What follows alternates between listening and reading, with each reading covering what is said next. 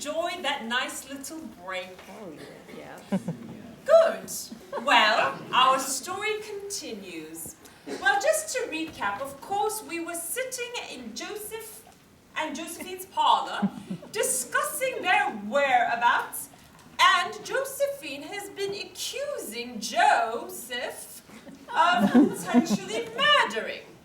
Well, it was immediately at that point that Joseph said, "That Herman, he is a rascal, a scoundrel, and a rapscallion." Just like our father.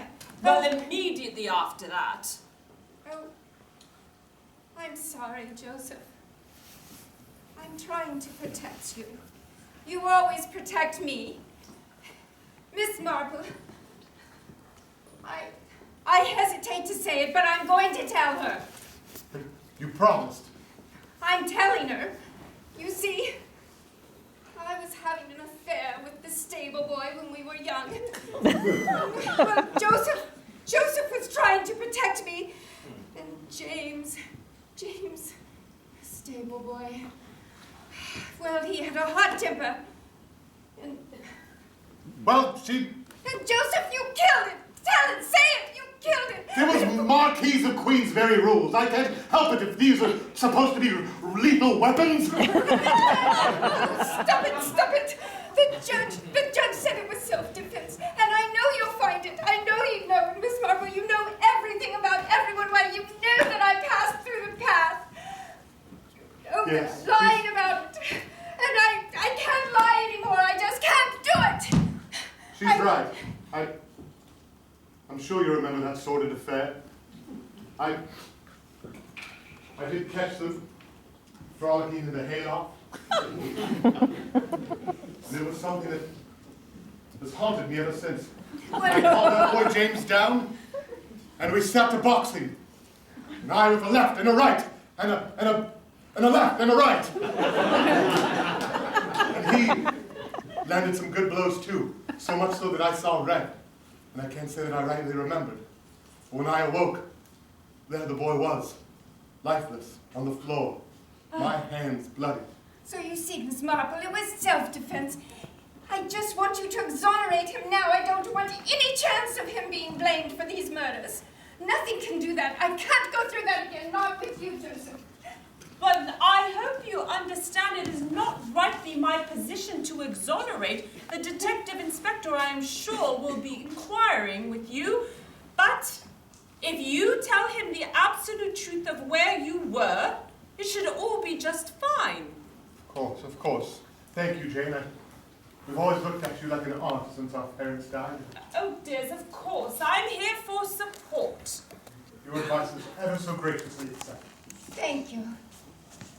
Oh, Herman, come, let's go to the pub, it's just here.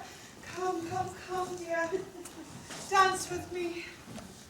I just want to rest my head upon you. Oh, I feel so in love. As do I. And now that I have your luscious lock in my locket forever, I think it's time for me to tell you something.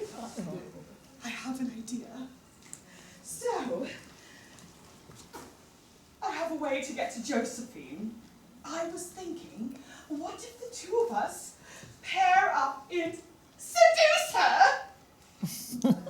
Seduce her? Yes! You mean? The two of us together. Why don't she want to say yes? Oh, well, I didn't quite think that far, but, you know, we will get her alone in her estate, and, it will be just lovely, and then we'll have access to everything inside of her home. You seduce her, you go into the bedroom, I sneak in through the window, I crawl like a cat, and I go, and I take all the valuables in the home, and then we catch a train and we go to Brazil! I love it. Shows the right So it's set. Tonight, you go to her estate. Yes. I sneak in, leave the window open. Open, yes. And I'll go in through that back window, up that tall wall behind the garden. I will scale the wall, jump in, and they'll never didn't know I was there. Yes? What if she sees you? Oh, yes. Well, if she sees me, I shall bring a clever disguise. I will dress up like a maid. Yes, I will dress up like a maid and I will serve tea and I will just say, oh, don't mind me, just subbing for your maid, and you shall buy it. You are brilliant. She will absolutely fall for it, but please. Let's go down, then we must prepare. Catsbury, right over here in the garden. Constable Catsbury, right in here. Sorry, little hard of hearing. Yes. Well, out with it. You said you had a break in the case regarding that awful chimney. Oh, it was awful, wasn't it? All that dark ash and so dirty. Anyway, so I looked at the body, and then being the smart detective, or excuse me, officer I am, I looked at the pantyhose as well, and I compared them. You compared the pantyhose to the soot. Exactly! Those weren't black pantyhose. They were normal pantyhose with soot all over them. I feel sorry for whoever wore them. The legs are going to look hairy. This is Important, isn't it? This is quite important. Can I have a raise? In due time. Now, this makes perfect sense because I was thinking pantyhose obviously are perforated, so you could not suffocate someone because they could breathe through the holes, but the soot in the pantyhose must have been ingested. In her lungs. Part 2 of my research. I talked to the coroner. Ash in the lung of the mama lady who was killed. Catsbury, this is excellent work, and I do say that one day you will find yourself as a detective inspector just as I am. Well, I hope I live that long. Now, I was expecting Miss Jane Marple. Oh, I saw her walking on the way. Yeah, would you call her over for a minute? Thank you. Oh, yes. Jane! Is that a new hat? It looks lovely. Thank you. I bought it at the department store near the hosiery section. Was it black when you bought it? It was. Just checking. Have you noticed my new... Your haircut no longer have those sideburns. Wonderful. Yes, it's so lovely to talk to you. Oh, this case reminds me of one that you helped me solve many years ago when I was simply a junior detective. It involved that dumpster, Yes. you see, and I had no idea where to turn to, and then I spoke to my dear uncle, Sir Henry Clithering, and he suggested that I speak to you. You solved it in 5 minutes flat. I felt like a fool. Well, what are your suspicions? Do you have anything to share? Well, in this case, I just had a breakthrough, realizing that soot is an important part of the case, and whoever is the killer would have access to a lot of chimneys. Well, who in town would have access to so many chimneys? Well, let's see, what kind of profession? Obviously a chimney sweep. We don't know any of those. Well, I was considering a man by the name of, let me check my notes, Herman, who has not one, not two, but 3 chimneys in his home. Astounding. Oh, yes, he would have quite a bit of experience with ash in such a situation. Herman. Well, Herman has always been a bit odd. I mean, he reminds me a little bit of someone I knew when I was a little girl, someone I fancied, except I saw pretty early on that he was not someone to be trusted, and do you know why? Because he, this little boy, we would play together by the seashore, and he would collect seashells, and he would tell me he had only collected 5, but I knew he had collected 6. He would give me only 5. He was a liar, you see. Oh, I see. And would you able to detect the bulge in his pocket, and that's how he determined J6. My boy, you do understand my mind. I see. So does that lead you to believe that Herman is a liar as well? Oh, no, I can't say quite yet. I'm not sure. I'm pondering on it, but Detective Inspector, I believe this is something that I can assist with, and in fact, I'm just on my way to get my hair cut. If you don't mind, perhaps we can meet after that. Yes, that would be excellent. I think I will go speak to Herman, and then we can reconvene. Wonderful. Constable, I just don't understand how you can keep that British stiff upper lip of yours. I find this case most perplexing. Crack's not around. Come into the ladies' loo. I have something to talk to you about. It's very, very important.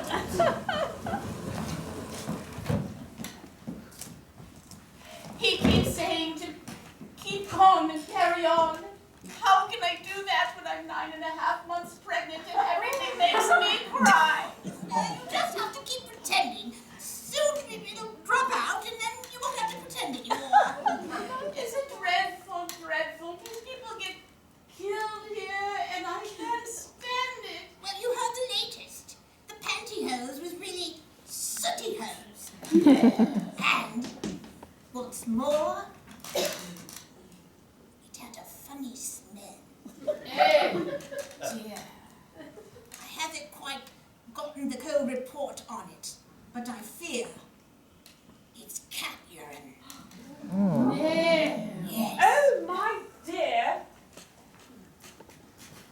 Oh, officers, constables. I must be in the wrong spot. I thought I was walking over to the barber shop. Oh, no, sorry. Off in the station. Oh, I'm so sorry. So sorry, oh dear. And so I continued on my way until I made it to the barber shop.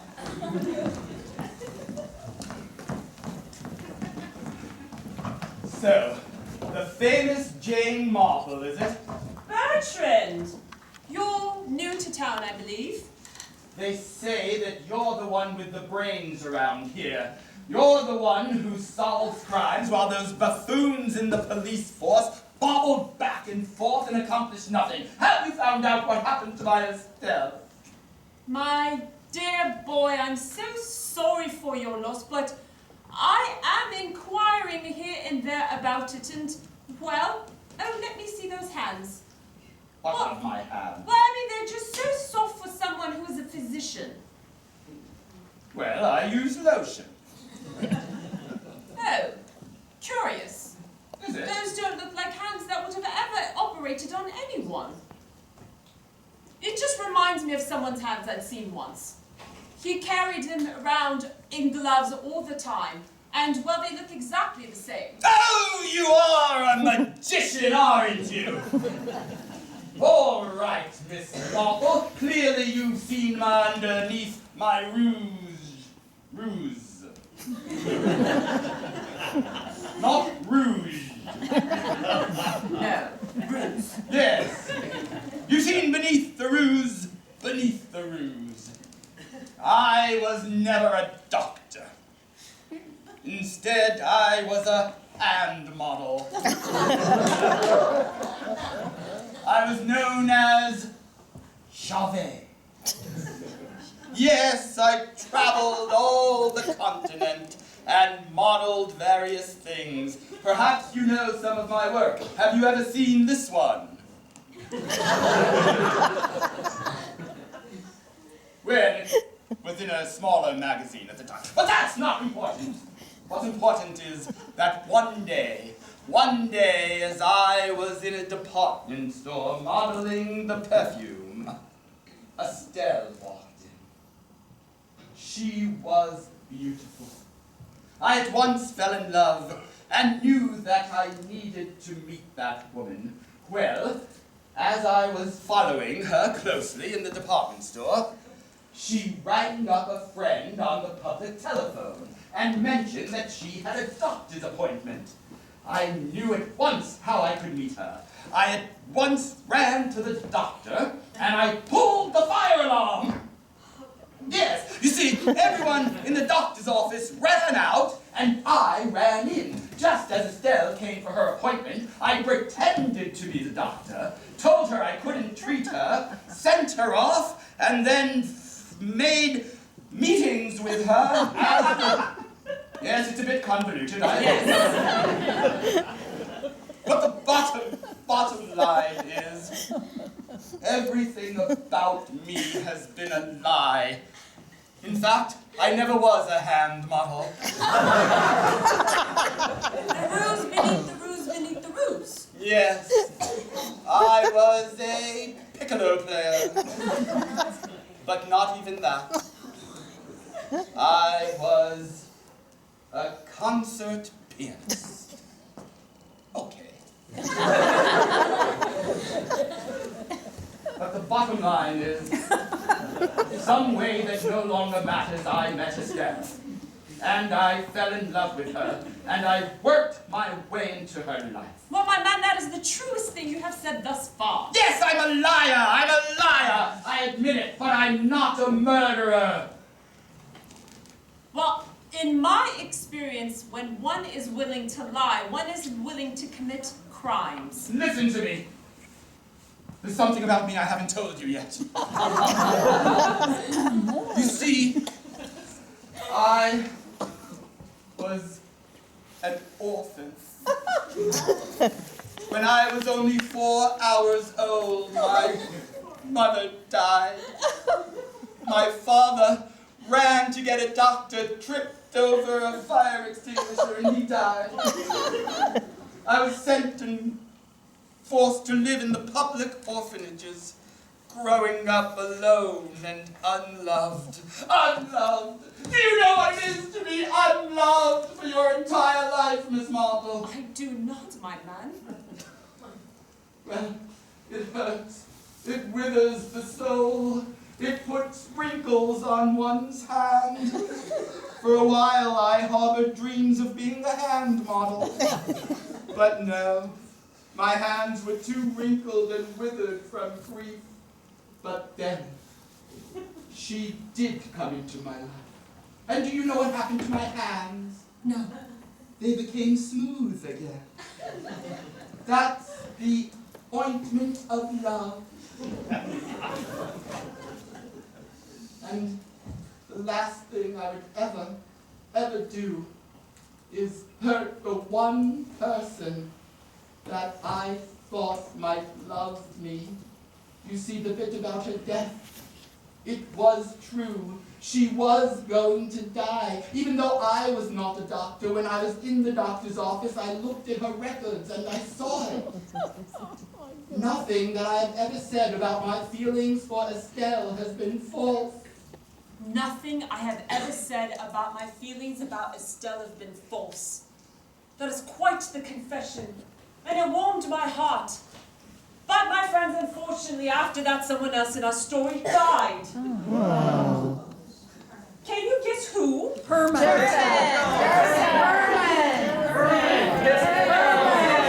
Josephine.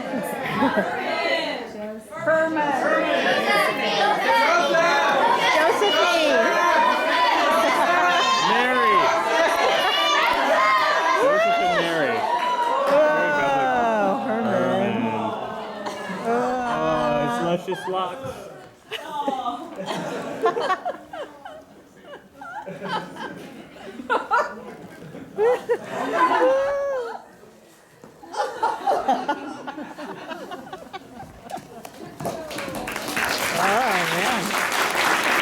And number 4. My friends, that poor lover boy's body was discovered like this. But Jane, it was just horrible. Look at tea. Thank you so much. You're the maid of this house, correct? Yes, yes. I just was slipping in to Josephine's parlor. So nice that she'd let you have a meeting here. I just was, tidying. Darling, you have a bit of soot on your shoulder. Oh, don't mind me. Go tidy up. Holler if you need more tea. Yes, of course. Yes. Jane, it was just horrible. I went to speak to Herman, as I said. I went to speak to Herman, you see. I was traipsing over to where I thought I could find him. He works at the bank, you know. And I walked in, and there was not a soul behind the teller's booth. There's people in line waiting. Well, you see, as a police officer, I have a skeleton key, which just so happened to fit the back door of the bank, so I opened it. I peered inside, and you won't believe what I found, Jane. There was nothing. So I continued. Down, left, another left, to the vault. And being a police officer, I knew the code to the vault. Naturally. It had come up in a previous case, and they did not change it. So I wrenched open the door.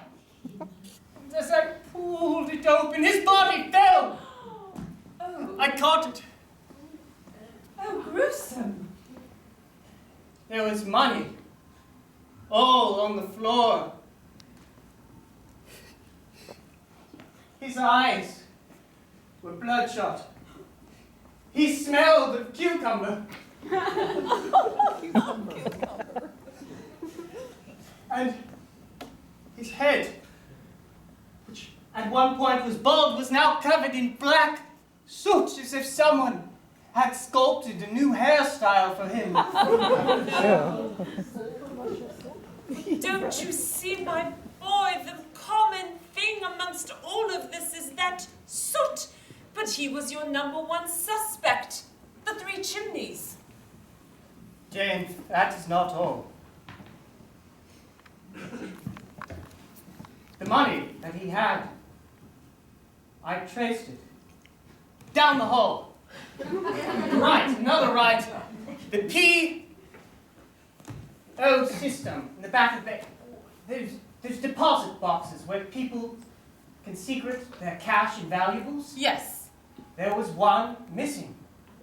One belonging, and I read the name of owner, a Miss Josephine Ringlesby. Josephine? It appears that he had tried to steal her money. Oh, dear. Well, I told you that I always suspected he was, you know, capable of foul play, but yes, I was quite right on that. So he was a thief. Well, she will be heartbroken because she loved him so. Heartbroken? I believe that she was the one who did it, obviously. I believe that Josephine might be the very culprit who's behind all of these murders. You believe Josephine?